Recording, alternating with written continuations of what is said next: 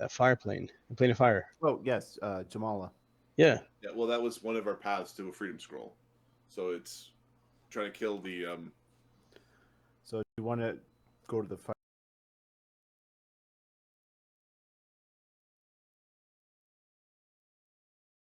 Because Jamala currently is subservient to him. I thought he was still there. No, I don't think so. I believe he left. Okay, well we can try and find him. Yeah. Well, we'll have this farce here. It'll be amazing. Yeah. So you're going to try You to have free discern Mikath, location as well. and then you're trying to hunt down and kill Sarshan. Interesting. Sarshan, Okay. right? To free Jamala, to get a freedom scroll, to release the dragon lady, to get the Agony's familiar, and then figure out where they ding dong the witchy horn. The Drakhorn? The Drakhorn. Yeah, where they ding dong the horn. Okay.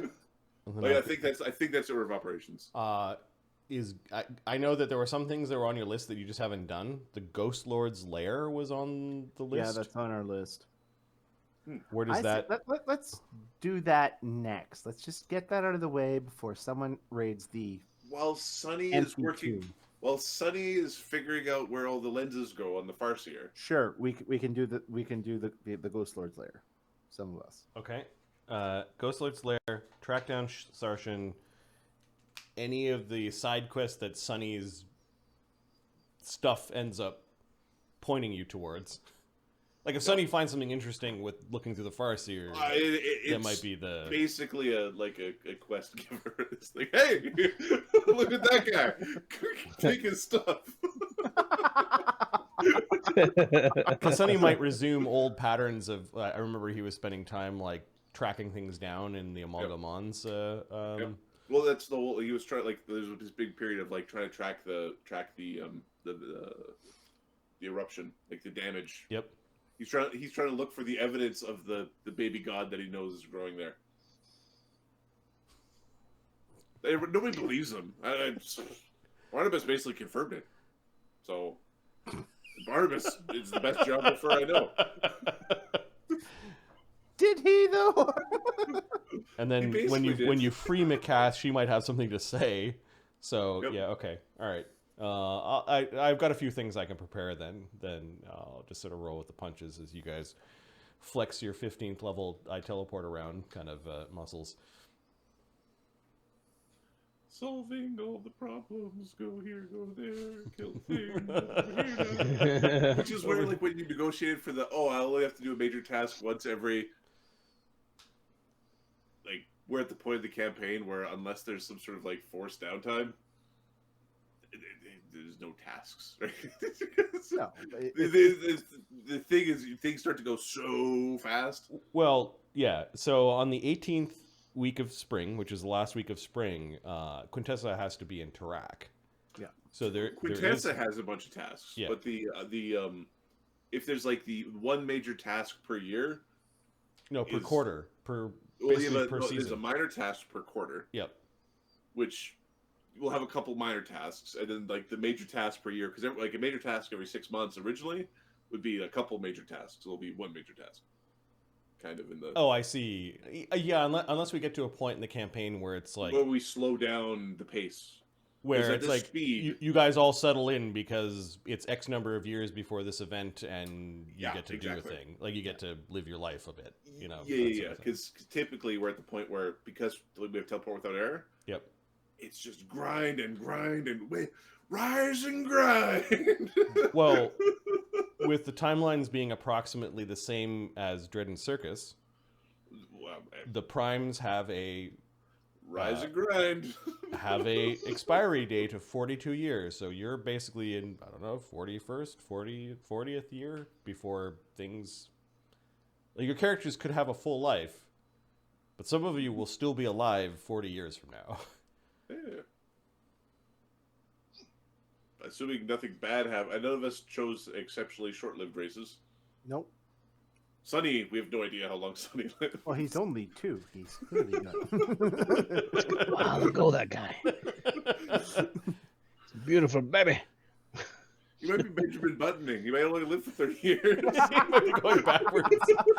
I never never thought of it. I never actually.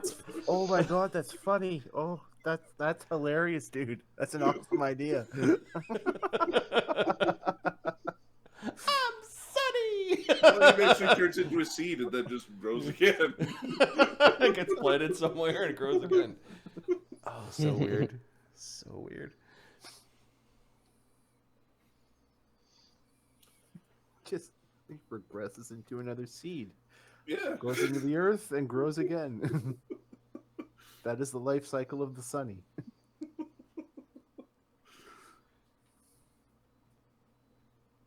I like it. Which means that Sunny's got an expiry date. Oh, I have no idea. We haven't thought about it. We haven't looked at it. We have no idea. We just have a number. We have a start and a number that we have. And,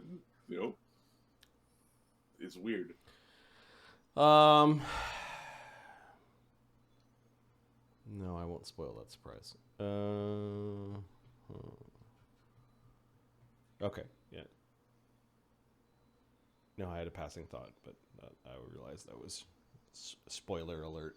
So, okay, good place to leave it. That's for those. what happens when we're tired. So, Yeah. If you ever have Mary DMing for you, you slip him a couple of beers at the end of a long day, and then you just sit there and put a D&D book up beside you and wait. Yeah. the loose lips. Just wait. Don't say nothing. Just Just wait. Just wait. Do you know what I've been thinking of? No, it's the things that I've been actually typing out is if I had to rebuild the 3-action economy or like an action economy for a role-playing game, we're actually building that right now, and then we've got an offline I guess playtest. We're going to take 2 4th level standard builds and see how they operate against a group of goblins or orcs or an ogre, and then play it as rules written in this game, and then redo that same encounter with our new rule system and see which ones effectively we're testing for fun and does it work? Does it fun? Does it work? So it's kind of pulling some second ed and I guess first ed with 3-action system apart and putting it back together and fixing some of the rough edges that we've discovered over time. Combat, I want it to feel a little more, how do we call it? Fluid, cinematic. Free flowing. Your decisions matter. Varied. Yeah, varied. From like right now I'm kind of bored with, well, it's a fighter. He's always got power attack on, and there's almost no repercussion for power attack always being on. And then for Ahmed's monk, it's just like, well, I'm always defensive. I'm always impossible. I go defensive. I'm always absolutely impossible to hit. And but otherwise I act like there's no repercussion almost for being defensive. So those are the two extremes where it's like those decisions should matter more. Yeah, like if you're defensive, perhaps your initiative wouldn't be as high, right? Well, I'm thinking if you're defensive, you don't actually get dodge reactions, but that gets into like the guts of what I'm trying to build. I don't like that only some classes can block or dodge an attack in second ed. Yeah, second ed AOO is like the shit they did with Swashbuckler, and then they had to almost like retcon Swashbuckler powers into other. You bake that stuff in at the beginning, and then you could build upon it. And then I've got some really fun ideas for Magic, which I think are along the right path. As somebody who didn't grow up with D&D, yeah, D&D's Magic system is it. You go, it's because it's the way it is, and you don't think about it. Yeah, the Vancian magic system is just happens, like it's just this is the way it is. Well, it works well with gods because a god said so, and it's just the way it is. Because it's like this is just the way. Reminded of Tome of Battle from 3.5 for enhancing fighters. Yeah, the Tome of Battle I think was one of those books where they were trying to figure out the next system. Like the Unchained rules is Pathfinder trying to figure out what path to take for Pathfinder 2. Oh, Looking at the two, it's pretty obvious there. Yep. So I don't want to go back to standard action, move action, swift action. Like I don't want to go backwards. The 3 action system feels a lot more fun, and I think it's also breathed life back into our first E campaigns. I think, but I think there's room for improvement. Anyways, I would look at the Pathfinder system right now. Yep. As being a forest with a bunch of old growth. And there's a big pile of bullshit, and it's choking out a lot of options. And there's too much roughage on the ground, too many dead leaves. There's too much stuff that's gone through, too much splat book, and it's piled up to this big mountain of shit where it's choked out so many ways of playing to like what's optimal is this little film across the top and everything below it. Spells I find they're just not a decision anymore. Like your 15th level guys go, yeah, we cast 4 communal resists, and now we're just not threatened by moderate amounts of energy anymore. Yep. It's like those spells used to be meaningful, and you used to have to choose who got them, and we did the math at one point. It was like these 4 spells replaced 32 other spells that we would have had to cast. Right, if you had to cast them individually on people, it would actually mean something to the 15th level characters to go, are we sure we need to protect everyone against every element? And if you went, yeah, we're going into the Dungeon of Doom.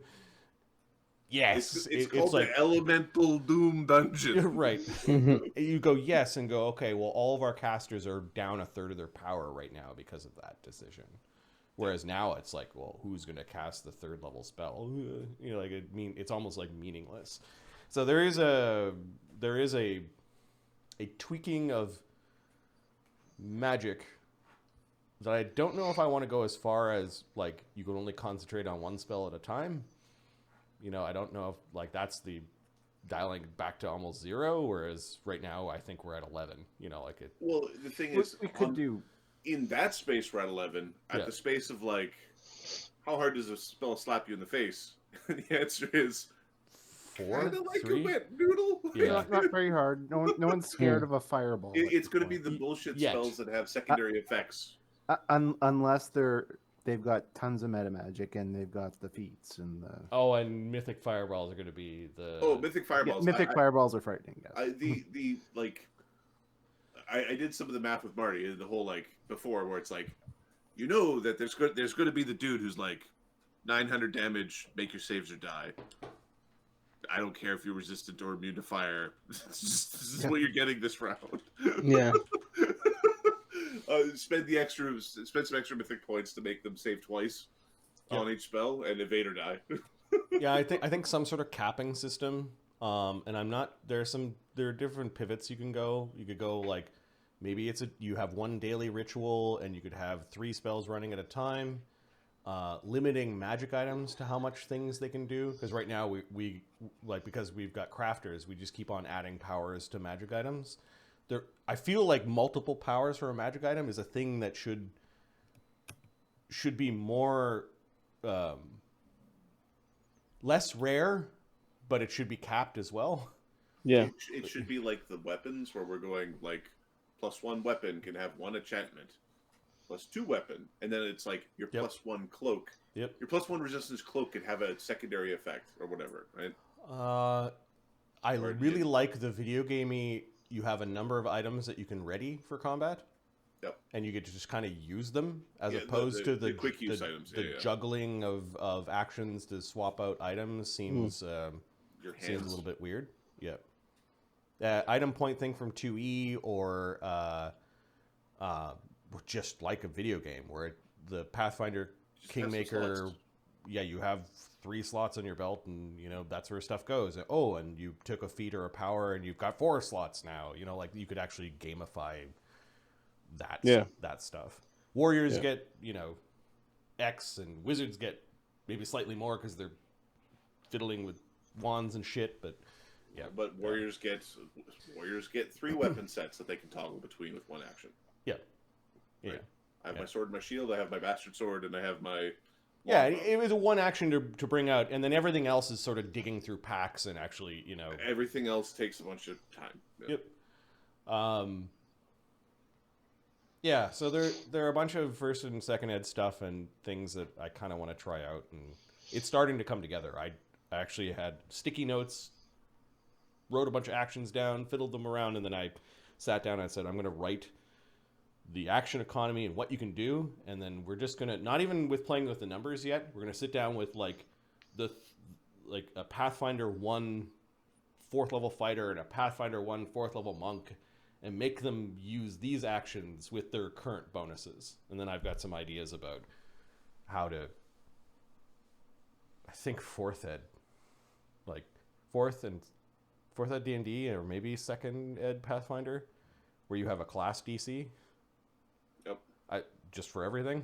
I think you should have a DC for each ability score. That probably makes sense for like your diplomacy or intimidate or. Yep. And then you also have an attack with each ability score. And between attacking and basically DCing, you've got basically everything you need to start. Something like that. Yeah. Well, it's opposed charisma rolls or a charisma initiative check. Like that sort of stuff. I really like. Yeah. Why? And then this is very much the White Wolf. I think I really like the White Wolf, where you've got your attributes and your abilities, and then you go attribute plus ability for this one, and it's like the different combinations of. It's my deception roll, but it's my deception charisma roll, which means this is lying, or it's my deception dex roll, which means sneaking. Yep. It's my deception intelligence roll, which means bluffing or whatever. At some point when we have enough of like V 0.1 of it written, I'd like to actually run a little campaign with it instead of like trying to convert existing campaigns. Like I'm bought into the way we're playing now is the way we're going to play the Great Planner War and do all that other stuff. But I think like maybe a D20 modern or a modern game using these rule systems, or well, you don't have to have magic as fleshed out. You can just play with it. I would really like to play a zombie game. Like we're fucking survivors of a zombie apocalypse, or like play through that. My favorite part of zombie apocalypses is when everyone doesn't know yet that they're zombies. That part of it's so much fun. So you're in the toilet. Yeah, you're in the and toilet, you're scratching at the door. Right? Huh? You think it's your dog, but like that shit's awesome. The destruction of basically society while it's falling. I always get angry when they don't spend enough time in that space in zombie movies or shows like that. 28 Days Later was a good movie, but then everybody doesn't have to do it that way. Yeah.